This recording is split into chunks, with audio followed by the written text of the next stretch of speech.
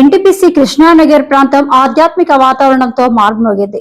SRM constructions apartment లో నిర్వహించిన శ్రీరామ ప్రవచనాలు నారాయణ కార్యక్రమం భక్తి శ్రద్ధలతో అద్భుతంగా సాగింది. అపార్ట్మెంట్ ప్రాంగణం మొత్తం శ్రీరామ నామస్మరణతో నిండిపోయి భక్తుల హృదయాలలో ఆధ్యాత్మిక ఉత్సాహాన్ని నింపింది. ఈ సందర్భంగా ఈ నెల మార్చి 31వ తేదీన నిర్వహించనున్న వీర హనుమాన్ విజయ యాత్ర బైక్ ర్యాలీకి సంబంధించిన పోస్టర్ ను ఘనంగా ఆవిష్కరించారు. ఈ యాత్రకు విశేష స్పందన లభిస్తుందని నిర్వాహకులు తెలిపారు. యువతలో దేశభక్తి, సంస్కృతి పరిరక్షణ పట్ల అవగాహన పెంపొందించడమే ఈ శోభయాత్ర ముఖ్య ఉద్దేశమని పేర్కొన్నారు. ఈ కార్యక్రమానికి విశ్వ హిందూ పరిషత్ క్షేత్ర సంఘటన మంత్రి పూజ్య శ్రీ గుమ్మల సత్యంజీ ముఖ్య అతిథిగా హాజరై శ్రీరాముని ఆదర్శాలను జీవితంలో ఆచరించాలని పిలుపునిచ్చారు. ఆయన ప్రసంగం భక్తులను ఆలోచింపచేసే విధంగా సాగింది. అలాగే ఎస్ఆర్ఎం కన్స్ట్రక్షన్స్ అధినేత మాచుడి మహేందర్ గౌడ్, గోదావరిఖండ్ విశ్వ హిందూ పరిషత్ విభాగ కార్యదర్శి అయోధ్య రవీందర్ ఈ కార్యక్రమంలో పాల్గొని తమ అభిప్రాయాలను వ్యక్తం చేశారు. కార్యక్రమం విజయవంతం కావడానికి వారు నిర్వాహకులను అభినందించారు. ఈ కార్యక్రమంలో ఒల్లాల సురేష్, జలేందర్, రవిచంద్ర, రక్షిత్, అనిరుద్, టింకు, బాలాజీ, దిగంబర్, అపార్ట్మెంట్ నివాసులు కరుణాకర్, భాస్కర్ రెడ్డి, రవీందర్ రెడ్డి, కార్తిక్, నాగరాజు, సుధాకర్ తదితరులు పెద్ద సంఖ్యలో మహిళలు హాజరై కార్యక్రమాన్ని విజయవంతం చేశారు. మొత్తంగా ఈ కార్యక్రమం భక్తి, ఐక్యత, సాంస్కృతిక విలువలను ప్రతిబింబిస్తూ కృష్ణానగర్ ప్రాంతంలో ఒక ప్రత్యేక గుర్తింపుగా నిలిచింది.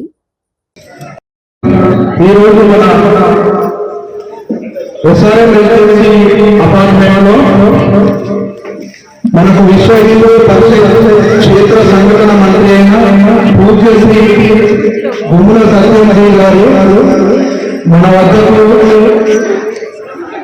ఉగాది మొదలైన దినం నుండి శ్రీరామనవమి వరకు శ్రీరామ మహోత్సవం అనగా శ్రీరాముని జీవితము మానవుడికి ఆదర్శం, శ్రీరాముని మండలం స్వాభిమాన విశ్వ హిందూ పరిషత్ మరియు బజరంగ దళ గోదావరి శాఖ వారు నిర్వహిస్తున్న ఈ కార్యక్రమంలో ఈ రోజు మన వద్ద ముఖ్య అతిథిగా విచ్చేసిన స్వామిజీ వారు మరియు అయోధ్య రవణ, అదేవిధంగా బజరంగ దళ వాళ్ళు, విశ్వ హిందూ పరిషత్ వాళ్ళు, ఇక్కడికి విచ్చేసిన మహిళా మనులు, అదేవిధంగా మన అపార్ట్మెంట్ వాసులు ఆదివాసాలకు స్వాగతం.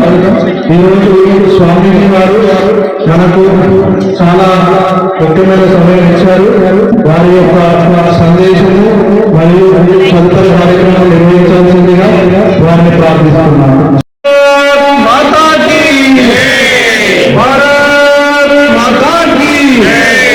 జై శ్రీరామ్. ఆలోచిస్తున్నామా? ఎవరైనా ఆలోచిస్తున్నామా? నిన్న దాకా మన పక్కింటాన్ని బొట్టు పెట్టుకునేది, గాజులు పెట్టుకునేది, స్వామి ప్రసాదం తీసుకునేది, ఈరోజు ప్రసాదం తీసుకోవడం లేదు అంటే మనలో ఎవరికైనా అరే నేను పూజించే నా అమ్మవారిని, నా అమ్మవారి నుంచి ఆమె దూరం అయిపోయింది కదా, నా అమ్మవారికి బాధ కలుగుతుందని మనలో ఎవరికైనా ఉందా? ఎవరికైనా ఉందా? ఆ భావన మన హృదయాలలో లేకపోతే మన అమ్మవారు మనల్ని ఆశీర్వదిస్తుందా? ఇది మనలో ఎవరికి వచ్చిన నేల. ప్రపంచంలో 200కు పైగా దేశాలు. మీకు బంధువులు ఎవరైనా అమెరికాలో ఉంటుంటారు, రష్యాలో, చైనాలో, ఆస్ట్రేలియాలో చదువుకోవడానికి మీ పిల్లలు పోయింటారు, కెనడాకు, ఇంగ్లాండ్కు. వాళ్ళని అడిగి ఆ దేశంలో భగవంతుడు అవతరించాడు అనే కథలు ఏమైనా ఉన్నాయా అని అడిగితే ప్రపంచంలో ఏ దేశంలో కూడా భగవంతుడు అవతరించలేదు. ఒకే ఒక దేశము భగవంతుడు అవతరించిన నేల, భగవంతుడు నడయాడిన నేల. నా రాముడు ఉత్తరం నుంచి దక్షిణ వరకు నడయాడిన భూమి ఏదది? ఏ దేశం? భారతదేశం. అందరికి తెలుసు మన భగవంతుడు అవతరించాడు. కొందరు చెప్తారు భగవంతుడు కుమారుడు వచ్చిందని, కొందరు చెప్తారు, కొందరు భగవంతుడు భూత వచ్చారని చెప్తారు తప్ప సాక్షాత్తు భగవంతుడు అవతరించిన నేల మనది. అందరికి వచ్చింది మత్స్యావతారన్న, మడుగులో వచ్చినదే కూర్మావతారన్న అతడేనా? ఎవరు వచ్చారు? వాడు రాముడి మీద నమ్మకం లేనటువంటి వాడు రాత్రి రామలక్ష్మణులు వచ్చి నాకు ధనం ఇచ్చారని మర్నాడు ఉదయం జైలు నుంచి విడుదల చేశారు. కన్సర్న్ ముత్తాత వీరబ్రహ్మేంద్ర స్వామి ఇంకొక ముత్తాత పిలిస్తే పోలేరమ్మ వచ్చి చిత్త వెలిగించింది. కథ విన్నామా లేదా? పోలేరమ్మ ఆదిపరాశక్తి వచ్చిందా రాలేదా? 4 గంటల ఎత్తులో ఉంటుంది హాజీరావు బాబాజీ మఠ్. ఒక గిరిజనుడు ఉంటుంది, అతనితో పాటలు ఆడుతున్న వెంకటేశ్వర స్వామి. కథనా నిజమా? ఏమో మనకు అన్ని అనుమానాలు. పుస్తకం ఉంది చంద్రబాగ తరంగాలు అని, ఎవరైనా చూశారా? ఇప్పుడు నేను చెప్పినట్టు ఏకనాథుడు, నామదేవుడు, జ్ఞానదేవుడు, తుకారాము, సక్కుబాయి, జనాబాయి, చుక్కామేళ, నరసింహేత, అంటే మనం ఎట్లా మాట్లాడుకుంటున్నామో ఆ విధంగా భగవంతుడితో మాట్లాడిన కథలు ఉన్నాయి అందులో. చంద్రబాగ తరంగాల పాండురంగడు దర్శనమయ్యాడు. కాబట్టి అలా చెప్పారు, మన భగవంతుడు అవతరిస్తాడు, మన భగవంతుడు దర్శనమిస్తాడు, మన భగవంతుడు ఎక్కడుంటాడు? ఎక్కడ ఉంటాడమ్మా? ఎప్పుడన్నా ఆదివారం ప్రార్థనలు విన్నారా?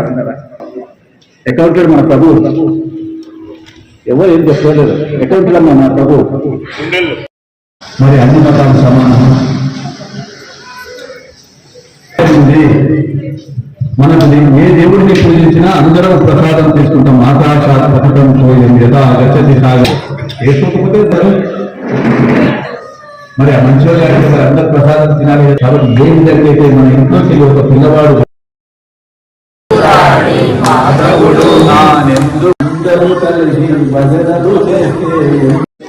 రామోత్సవాలు అని నిర్వహిస్తుంది.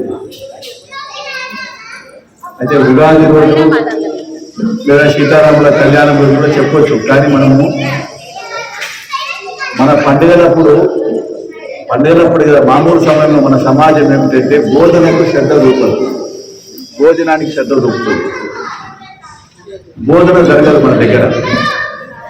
మీకు అనుభవం ఉంటుంది, మన ఇంట్లో సత్యనారాయణ స్వామి కథ చెప్తుంటే ఫోన్ చేసి 5వ కథ ఎప్పుడు వస్తుంది చెప్పండి అంటారు.